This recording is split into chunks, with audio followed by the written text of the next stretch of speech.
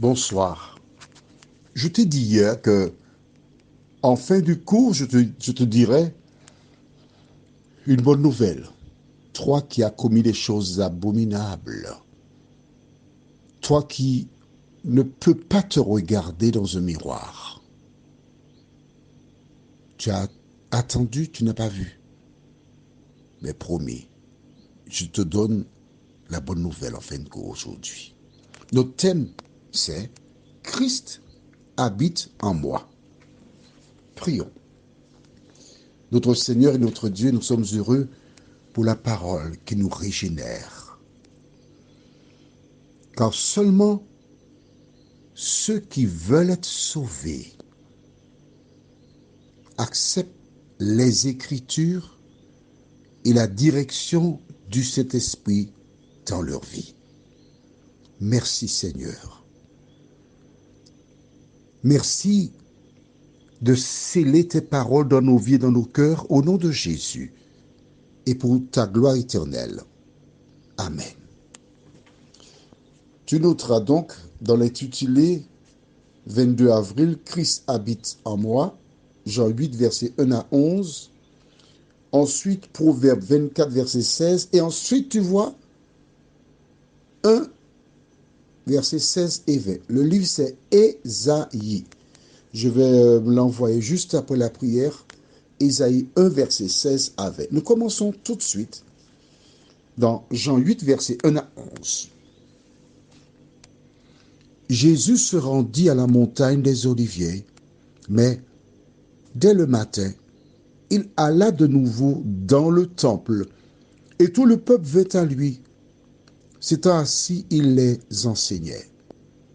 Alors les scribes et les pharisiens amenèrent une femme surprise en adultère, et, la plaçant au milieu du peuple, ils dirent à Jésus, « Maître, cette femme a été surprise en flagrant délit d'adultère.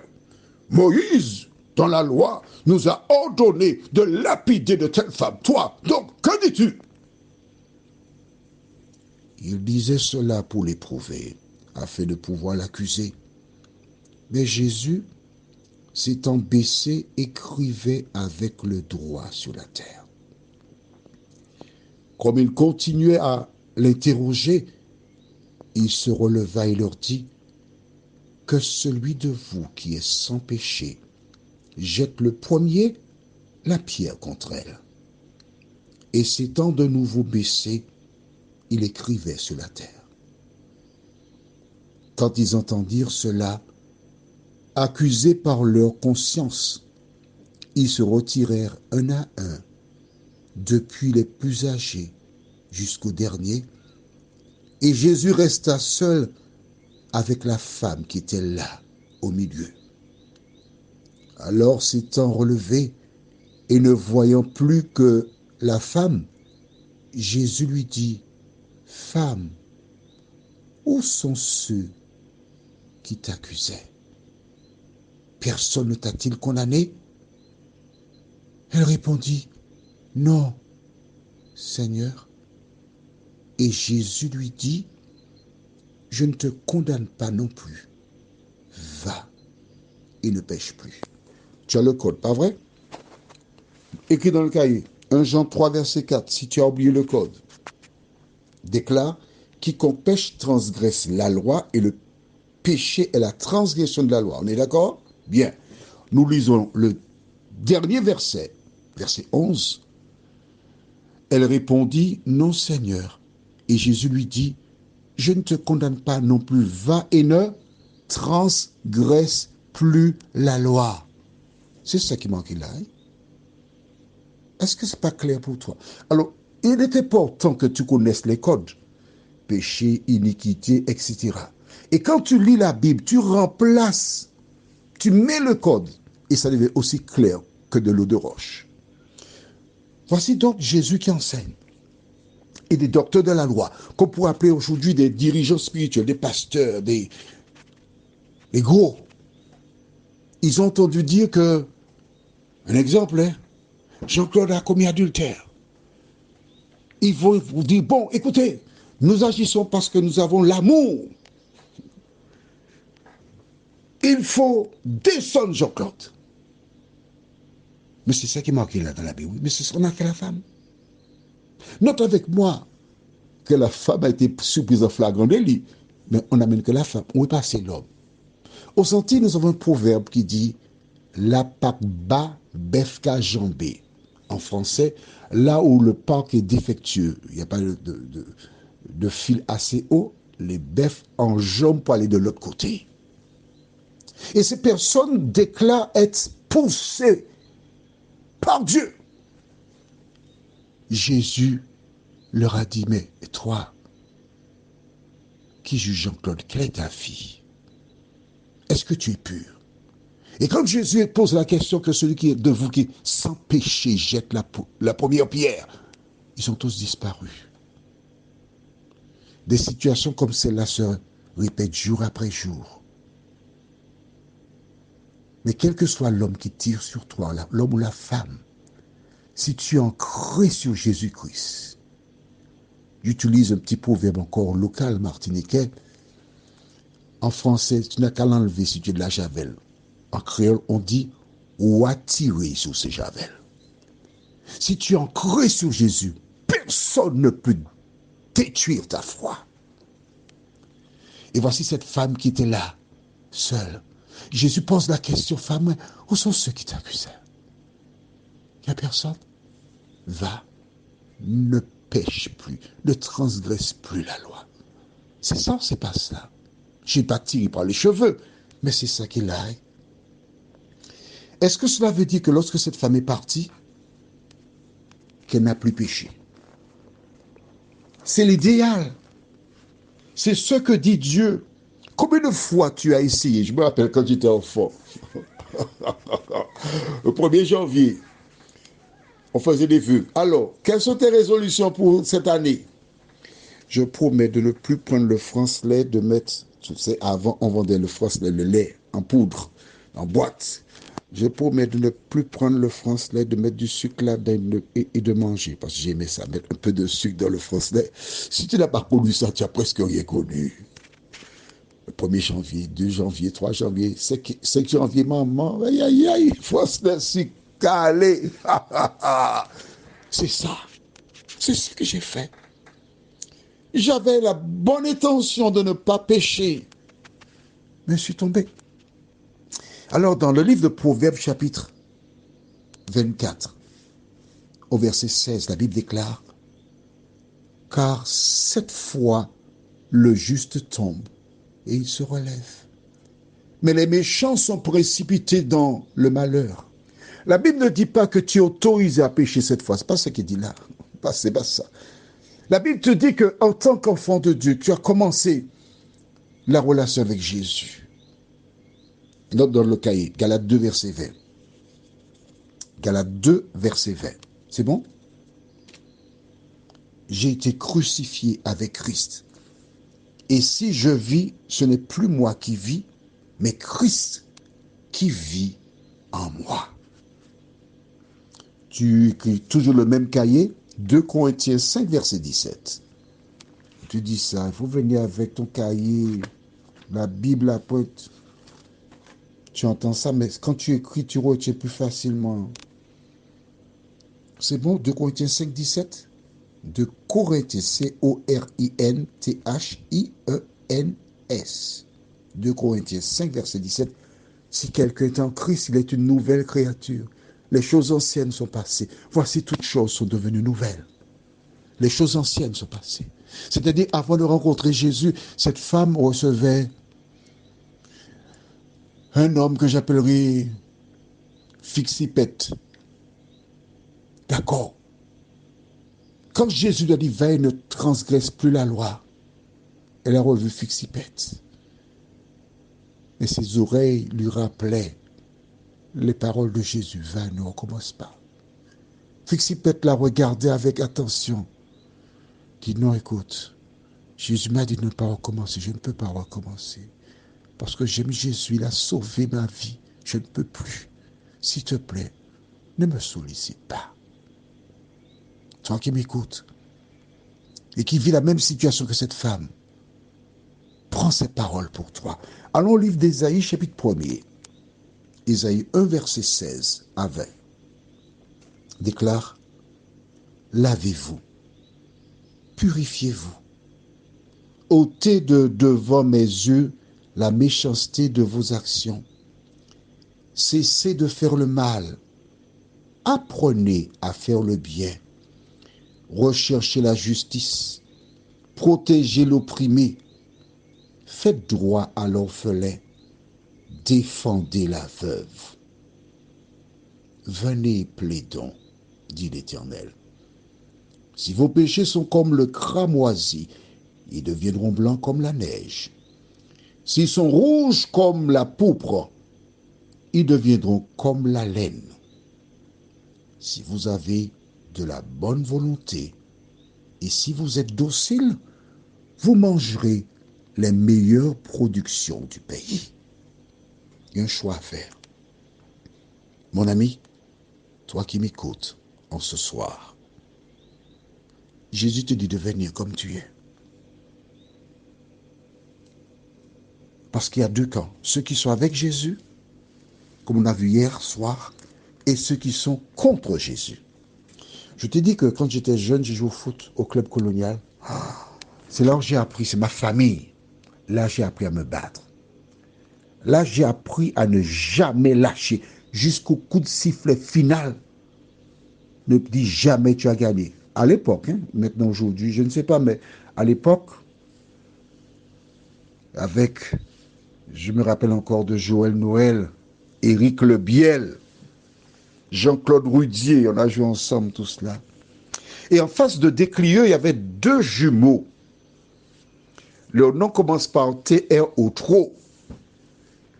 Ces deux jumeaux étaient des goldenistes.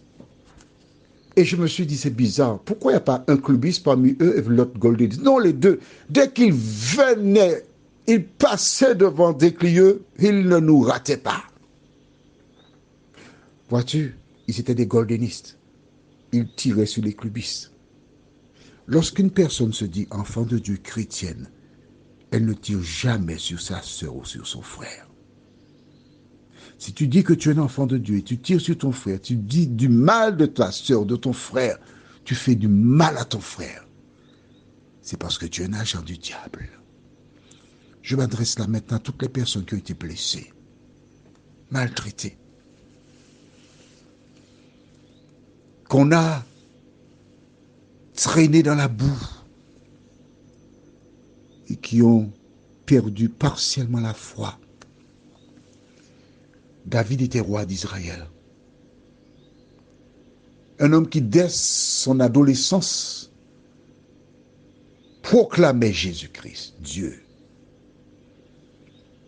Devenu roi, il était toujours fidèle à son Dieu. Même avant d'être roi, quand Saül chercha à le tuer à plusieurs reprises, il avait l'occasion de s'en défaire. Mais il ne l'a pas fait. Il avait la crainte de Dieu. Et quand il ne pouvait plus se rendre sur le champ de bataille, parce qu'on a failli le tuer une fois, les généraux décidèrent qu'ils n'allaient plus l'emmener avec lui. Tu resteras au palais. Il est resté au palais. Et un soir, il faisait chaud. Il est monté sur sa terrasse. Il regardait le ciel étoilé. Et tandis qu'il regardait le ciel étoilé, ses yeux tombèrent sur une étoile qui brillait juste en dessous, tout près du palais, qui nue se baignait. Il a abandonné les étoiles qui étaient dans le ciel pour concentrer son intérêt sur l'étoile physique, la femme du riz.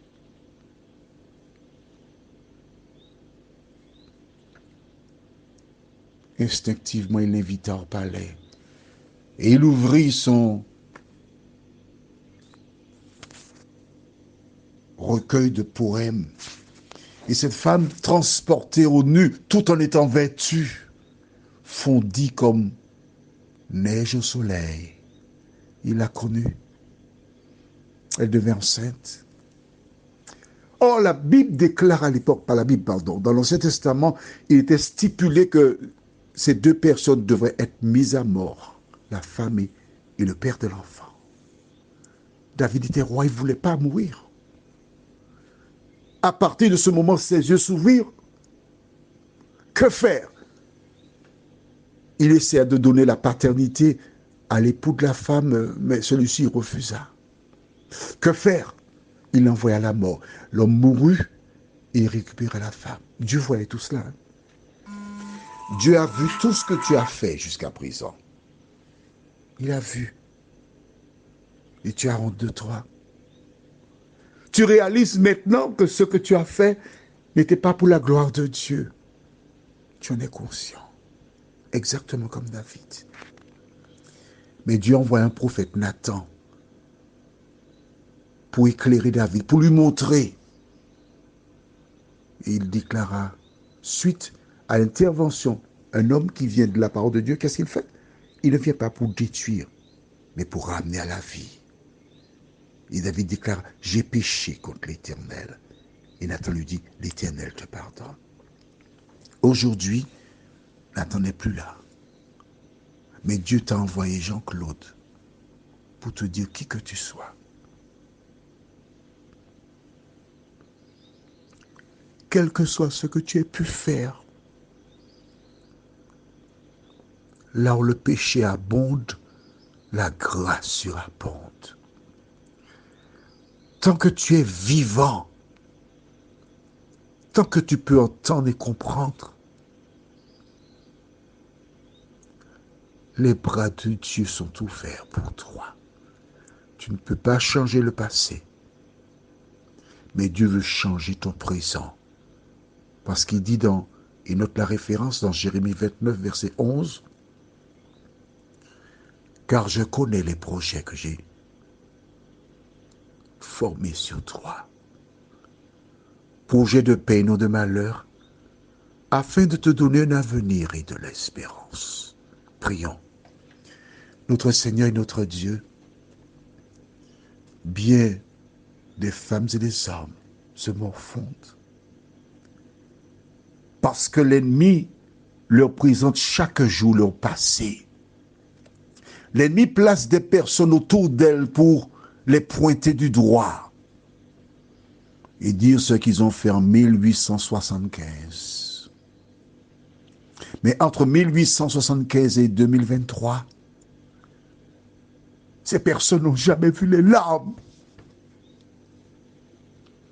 Elles n'ont jamais entendu ces cris. Elles n'ont jamais entendu ni vu ces personnes à genoux jeûnant, pleurant sur leur sort. Mais elles font inlassablement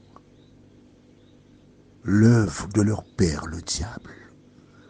Car toutes les fois que nous lisons la Bible, nulle part le Sauveur, le modèle, le chemin, la vérité, la vie, Jésus, nulle part nous lisons que Jésus a été détruit. Au contraire, il ne brise pas le roseau blessé. Seigneur, merci de ranimer la foi de toutes celles et ceux qui ont été blessés, qui ont gardé les yeux sur les hommes et non sur Jésus. Nous t'avons prié au nom de Jésus et pour ta gloire éternelle. Amen. Je te souhaite une bonne nuit. N'oublie pas, Jésus prend les péchés des hommes. Il les jette au fond de la mer. Les agents de Satan, les démons, Satan lui-même, sont au fond de la mer pour les récupérer, pour les ramener à la surface. Mais quand quelqu'un vient te dire, tu avais fait ci, tu avais fait cela, dis à cette personne. J'ai entendu Jean-Claude Hérin dire qu'il faut répondre à celles et ceux qui me parlent de mon passé. La phrase suivante. N'oublie pas la phrase. Je connais ton avenir. Et l'avenir, c'est quoi? Ces personnes seront brûlées avec Satan. Que Dieu te garde. Sèche tes larmes. Je te souhaite une bonne nuit.